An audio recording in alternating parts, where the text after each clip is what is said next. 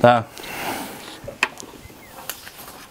Но домашняя работа деп мектептен жақсы сөйлеп қой. Домашняя емес. Не үшін?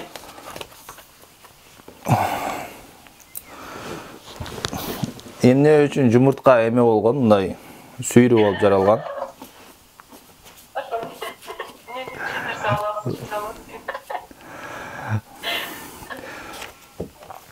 Мезгилге жана местага тиешелүү нерселер орус тилинде эки я менен жазылат. Мисал үчүн осенняя, осен мезгил. Осенняя деп жазабыз. Осенная эмес, же летная эмес, летняя дейбиз. Мезгилге тиешелүү, анан местага тиешелүү.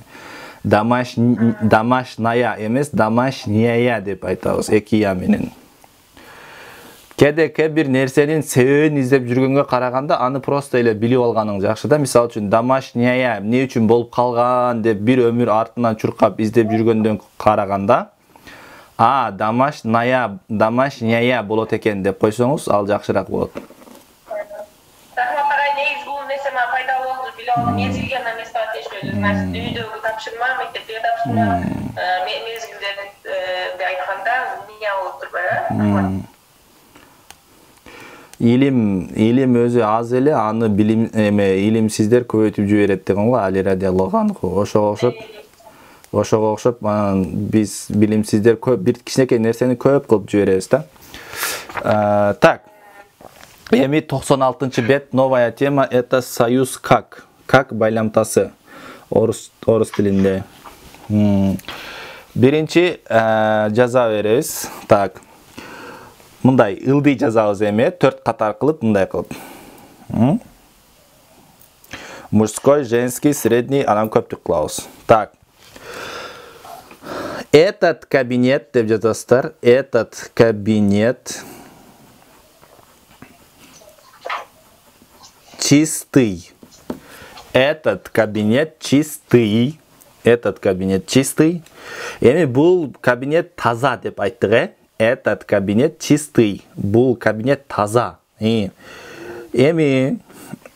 мисал үчүн бир аз место калтырып, бир аз орун калтырып, бир аз тот деп коюңуздар. Тот.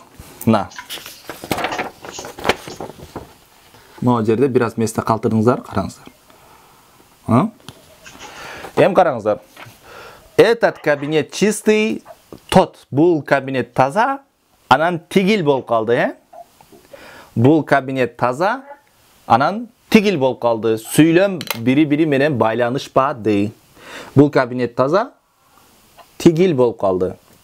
Эми ушул жерге чистый деген сөздөн кийин какты койсок, экөөнү байланыштырып коет. Этот кабинет чистый, как тот. Как дегенди коебуз. Бул кабинет тигил сыяктуу таза болуп калды ошондо. Тигине окшош таза. Этот кабинет чистый, как тот. Бул кабинет тигил сыяктуу таза болуп калды. Как деген сыяктуу. Эми сүйлөм бири-бири менен байланыштырды. Эмне кылат экен? Как деген байлады. Эми бул жерде эмне үчүн чистый болуп калды? Эмне үчүн мужской род болуп атат? Чистый деп айттык. Чистая деп айтсак болбойт беле? Себеби кабинет деген мужской род. Кабинеттин астын сызабыз. Бул жерде сүйлөмдүк эмне башкарып атат? Кайсыл сөз башкарып атат? Кабинет деген башкарып атат. Кабинет. Эмне үчүн этот деп айттык? Биз өткөндө айтканбыз, мужской родду этот деп айтабыз дегенбиз. Значит, бүт бардыгыны кабинет деген сөз башкарып атат. Этот деген дагы кабинетке карай болду. Чистый деген дагы кабинетке карай болду. Тот дегенчи, бул дагы мужской род. Бул дагы кайсынын таасиринин астында? Кабинет деген сөздүн таасиринин астында. Тот. Ошон үчүн этот кабинет чистый, как тот дедик. Эми караңыздар. Эми женский роддо. Эта комната. Эта комната. Эта комната. Чистая. Эта комната чистая. Эта комната чистая. Эми Дагы biraz место калтырып туруп та дейбиз. Та. Место калтырып та дейбиз. Демек карасаңыздар, эта комната А? Кандай сөз калтырабыз десиз? Та. Место калтырып турасыз, анан кийин аягына та деп жазасыз. Караңыздар. Эта комната чистая дедиге, бул бөлмө таза. Анан тигил болуп калды. Сөздөр байланышпады. Бул бөлмө таза, анан тигил болуп калды. Эми ушул жерге какты койсок, чистая дегенден кийин эта комната чистая, как та. Бул бөлмө тигил сыяктуу таза болду мына. Таза. Эмне үчүн Как деген тигил дегенди билдирип алай. Жок. Та деген тигил дегенди берет.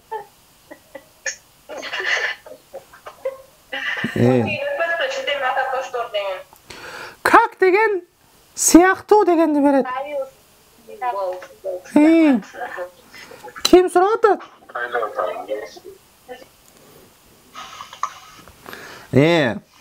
Эта комната чистая, как та.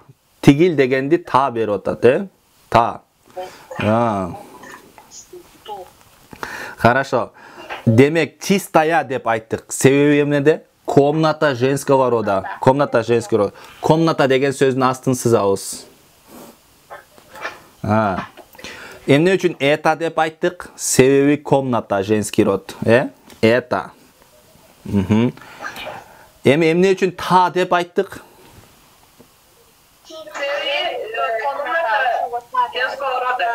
Комната женского рода. Ошон үчүн та деп айттык.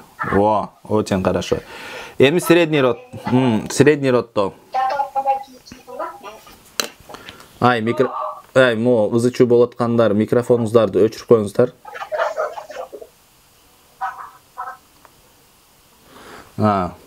Так. Эми средний роддо. Это место. Это место чистое. Норузай, пишите.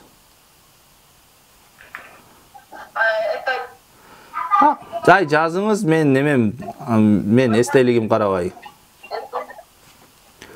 Портретин карабай.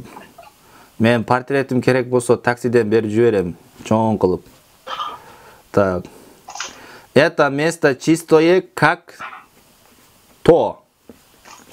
Это место чистое, как то. Эми караңыздар. Бул жерде эмне үчүн чистое болуп калды? Себеби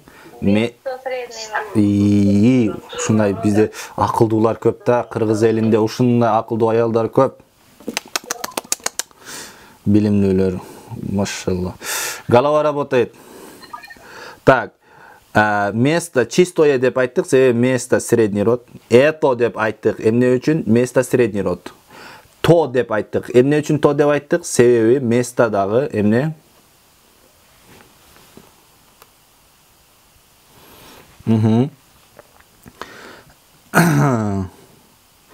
Это место чистое, как то. Тодо. Это место чистое, как то. Демек, средний род болгонуна байланыштуу то деп айттык. Эми көптүгүндө.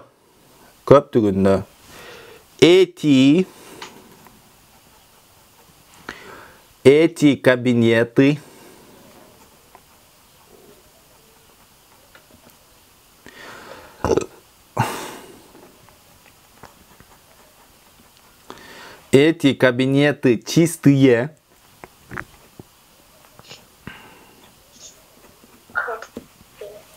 Эти кабинеты чистые, как те. Караңыздар, эмне үчүн чистые деп айттык? Себеби кабинеты деген көптүк сан. Ошон үчүн кабинеты деген сөздүн астын сызабыз. Кабинеты. Чистые деп айттык, кабинеты деген көптүк, эти деген дагы, те дегенди дагы бир сөз башкарып жатат. Бул кайсы сөз? Кабинеты. Кабинеты. Очень хорошо. Очень хорошо. Так. Эми мен айтамын. Сиздер жооп бересиздер. Ушул жакта бир чаман колун көтөрөт экен ушул жакта бир кыз. Моа жакта өткөндө мен бир эжекеме сөз бердим эле. Мираида деген кана. Мираида эжекем. Сиз колуңузду көтөрбөй отурсаңыз мен сизден сурайм деген болчумун. Бүгүн колун көтөрбөй отурат. Мираида.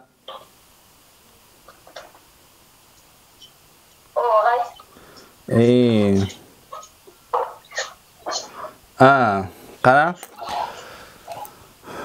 Бул үй тигил сыяктуу кымбат. Этот дом Дорогой? дорогой, как тот. Да, этот дом дорогой, как тот. Бул бөлмө тигил сыяктуу жарык. Эта комната яркая, как та. Умница, голова работает. Эта комната яркая, как та. Бул орун тигил сыяктуу ыңгайлуу. Это место удобное, как то. Как то? Ага, хорошо. Бул кийимдер тигилер сыяктуу эски. Это одежды старые, как те. Да, эти одежды старые, как те. Хорошо. Ага. Бул кабинет тигил сыяктуу кең. Этот кабинет просторный, как тот. Как тот, хорошо. Бул мектеп тигил сыяктуу эски.